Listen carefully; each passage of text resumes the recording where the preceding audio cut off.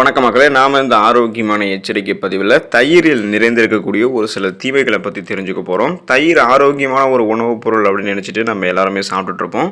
அது ஆரோக்கியமான உணவுப் பொருள் தான். ஆனால் தயிர் நம்ம கால நேரம் பார்க்காம எல்லா நேரங்கள்லையுமே சாப்பிட்டோம் அப்படின்னா தான் அது நமக்கு தீமைகளை ஏற்படுத்தும். குறிப்பாக தயிரோட எந்தெந்த உணவுப் பொருட்களும் சேர்த்துக்க கூடாது, தயிரை சூடுபடுத்தி சாப்பிட்றதெல்லாம் நல்லதா கெட்டதா, தயிரை எந்த மாதிரி முறைகளை எடுத்துக்கொள்ளும் போது அது நமக்கு மருத்துவ நன்மைகளை கொடுக்கும் அப்படின்ற அனைத்து தகவல்களையுமே விளக்கமாக பார்க்கலாம். அதை பற்றி பார்க்குறதுக்கு முன்னாடி இந்த வீடியோவுக்கு மட்டும் ஒரு லைக் கொடுத்துட்டு இந்த தகவலை உங்களுக்கு தெரிஞ்சவங்களுக்கும் ஷேர் பண்ணிவிடுங்க. ஏன்னா அது அவங்களுக்கும் பயனுள்ளதாக இருக்கக்கூடிய ஒரு ஆரோக்கியமான பதிவு தான். இது போன்ற அப்டேட்ஸ்கள் நீங்கள் தொடர்ந்து பார்க்குறதுக்கு நம்மளுடைய ஹெல்த் நியூஸ் தமிழ் சேனலை மறக்காமல் சப்ஸ்கிரைப் பண்ணி வச்சுக்கோங்க. பக்கத்தில் இருக்கக்கூடிய பெல் பட்டனையும் கிளிக் பண்ணி ஆல் அப்படின்ற ஆப்ஷனையும் செட் பண்ணி வச்சுக்கிட்டீங்க அப்படின்னா நான் போடக்கூடிய எல்லா அப்டேட்ஸும் உங்களுக்கு நோட்டிஃபிகேஷனோட அடிக்கடி வந்து சேரும். சரி வாங்க மக்களே, இப்போ வீடியோக்குள்ளே போயிடலாம். குழந்தைகள் முதல் பெரியவர்கள் வரை அனைவருக்குமே விருப்பமான உணவு தயிர். நம்முடைய உணவு பட்டியலில் கூட நம்ம தயிருக்கு மிக முக்கியமான ஒரு இடத்தை கொடுத்துருப்போம். ஆனால் கால நேரம் பார்க்காம எல்லா நேரங்களிலுமே நம்ம தயிரை சாப்பிட்டோம் அப்படின்னா அது நமக்கு பல பிரச்சனைகளை ஏற்படுத்தும் அப்படின்றத மருத்துவ நிபுணர்கள் குறிப்பிட்றாங்க. அப்படின்னா தயிர் சாப்பிடுவதற்கு எது சிறந்த நேரம்னு கேட்டிங்கன்னா நண்பகலுக்கு முன்பாக தயிர் சாப்பிடுவது ரொம்ப ரொம்ப நல்லதுங்க மக்களே. நண்பகலுக்கு முன்பாக அப்படின்னா காலை உணவுக்கும் மதிய உணவுக்கும் இடைப்பட்ட நேரம், அதுதான் அந்த நண்பகலுக்கு முன்பான நேரம். அந்த நேரங்களில் நம்ம தயிர் சாப்பிடலாம். அதுதான் நமக்கு ஆரோக்கியம். எப்போல்லாம் தயிர் சாப்பிடுவது நமக்கு தீமைன்னு கேட்டிங்கன்னா இரவு நேரங்களில் தயிர் நம்ம ஒருபோதும் எடுத்துக்கொள்ளவே கூடாது. அப்படி எடுத்துக்கிட்டோம்னா சளி தொந்தரவுகள், இருமல் பிரச்சனை வர ஆரம்பிக்கும். மூச்சு திணறல், ஆஸ்துமா பிரச்சனை உங்களுக்கு இருக்குது அப்படின்னா நீங்கள் இரவு நேரங்களில் தயிரை எடுத்துக்கொள்ளவே கூடாது. ஏன்னா அது அந்த பிரச்சனைகளை இன்னும் தீவிரப்படுத்துவதற்கான வாய்ப்புகள் அதிகம். அதனால் இரவு நேரங்களில் ஒருபோதும் நீங்கள் தயிரை சாப்பிடாதீங்க. வெறும் வயிற்றில் நீங்கள் தயிர் சாப்பிடக்கூடாது. ஒருவேளை நீங்கள் வெறும் வயிற்றில் தயிர் சாப்பிட்டீங்கன்னா பிபி என்று சொல்லக்கூடிய பிளட் ப்ரெஷர், அந்த ரத்த அழுத்தம் தொடர்பான பிரச்சனை உங்களுக்கு ஏற்படும். தயிரை எப்போதுமே நீங்கள் சூடுபடுத்தி சாப்பிடக்கூடாது. அதாவது அந்த தயிரை சூடுபடுத்தி அதில் எண்ணெய் போட்டு தாளித்து கடுகெல்லாம் போட்டு சாப்பிடுவாங்க, மிளகாலாம் போட்டு சாப்பிடுவாங்க. அது மாதிரி நம்ம சாப்பிடக்கூடாது. அது 1% கூட நமக்கு நன்மைகளை தராது. வெறும் சுவைக்காக சாப்பிடக்கூடிய இந்த மாதிரி தயிர் நமக்கு நிறைய பக்க விளைவுகளை ஏற்படுத்தும்ன்றதை மறந்துடாதீங்க. நீங்கள் எப்போதுமே தயிர் சாப்பிடணும் அப்படின்னா உறைந்த நிலையில் இருக்கக்கூடிய தயிரை தான் எடுத்துக்கணும். அப்படியே உறைந்த நிலையில் இருக்கக்கூடிய தயிர் உங்களுக்கு மருத்துவ நன்மைகளை கொடுக்கும். உறைந்த நிலையில் இருக்கக்கூடிய தயிரில் காணப்படக்கூடிய தெளிந்த நீரை நீங்கள் எடுத்துக்கிட்டீங்க அப்படின்னாலும் களைப்பு, தலைச்சளி, இதில் தலை சூடு இதெல்லாமே உங்களுக்கு நீங்க ஆரம்பிக்கும்.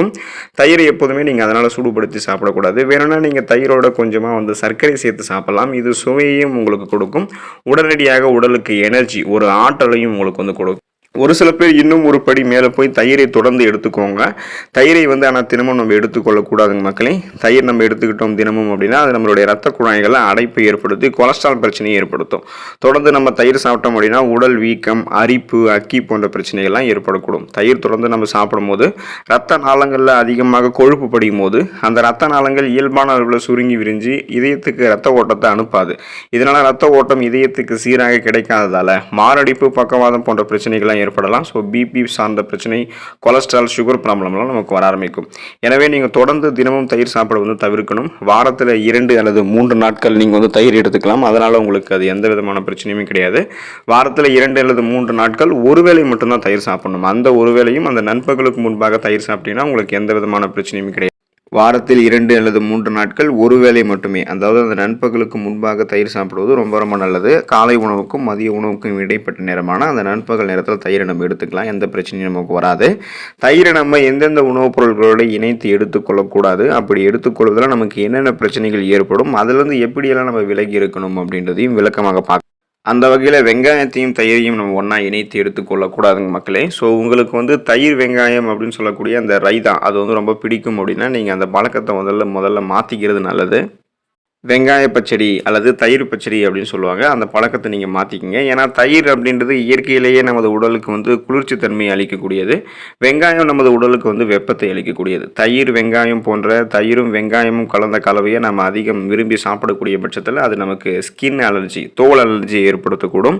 உடல் அரிப்பு, எக்ஸிமா, சொரியாசிஸ் போன்ற குறைபாடுகளை நமது உடலில் ஏற்படுத்திடும் அப்படின்றத மறந்துடாதீங்க. எனவே வெங்காயத்தையும் தயிரையும் நீங்கள் ஒன்றா சேர்த்து எடுத்துக்கொள்ளக்கூடாது. மாம்பழத்தையும் தயிரையும் ஒன்றா சேர்த்து எடுத்துக்கொள்ள சாப்பிடக்கூடாது.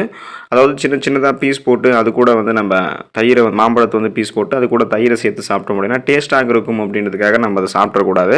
அது டேஸ்ட்டாக இருக்கும் அப்படின்றதுல எந்த விதமான மாற்று கருத்தும் கிடையாது. ஆனால் நீங்கள் சுவைக்காக சாப்பிட போய் இந்த வெங்காயத்தை போலவே மாம்பழமும் உங்களுக்கு வந்து பிரச்சனையை ஏற்படுத்திடும். ஸோ மாம்பழம் நமது உடலில் வந்து வெப்பத்தை அதிகரிக்கக்கூடியது. தயிரோட மாம்பழத்தை தொடர்ந்து சேர்த்து சாப்பிட்டோம் அப்படின்னா தோல் சம்பந்தமான நோய்கள், ஸ்கின் டிசீஸு, உடலினுடைய செயல்பாடுகள் தடைபடுதல், செரிமானம் சார்ந்த பிரச்சனைகள்லாம் நமக்கு ஏற்படும்ன்றதை மறந்துடாதீங்க. அதனால் மாம்பழத்தையும் தயிரையும் ஒன்றா சேர்த்து எடுத்துக்கொள்ளக்கூடாது. குறிப்பாக மீனையும் தயிரையும் ஒன்றா சேர்த்து சாப்பிடவே கூடாது.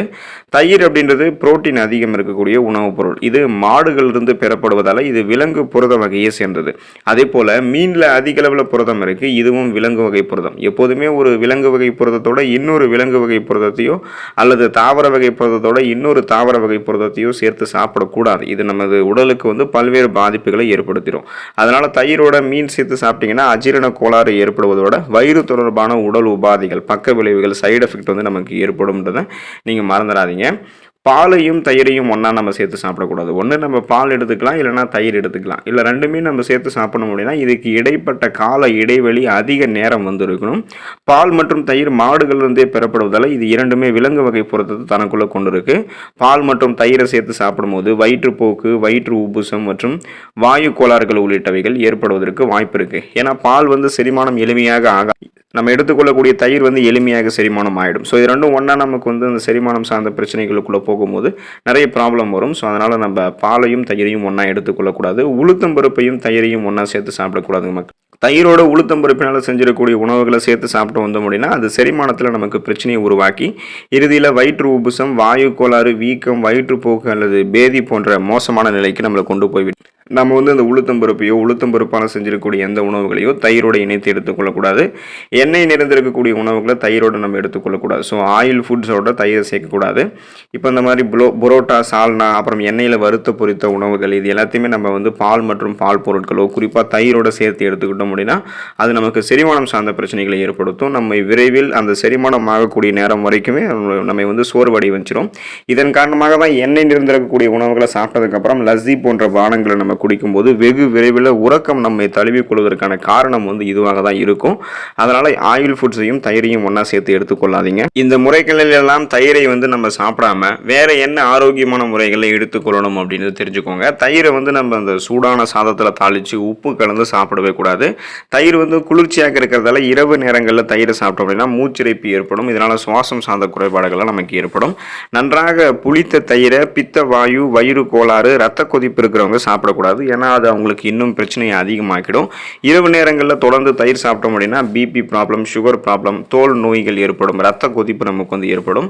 நம்ம அழகு சார்ந்த குறிப்புகள் கூட தயிரை பயன்படுத்தலாம். தயிரோட கடலை மாவு சேர்த்து பூசி நம்மளுடைய முகத்துக்கு வந்து நம்ம பூசிட்டு இருக்கோம் அப்படின்னா முகம் வந்து சாஃப்ட் அண்ட் ஷைனிங் ஃபேஸாக மாறும். அதாவது மின்னக்கூடிய பளபளப்பான சருமம் நமக்கு கிடைக்கும், முகம் பொலிவாக மாறும்.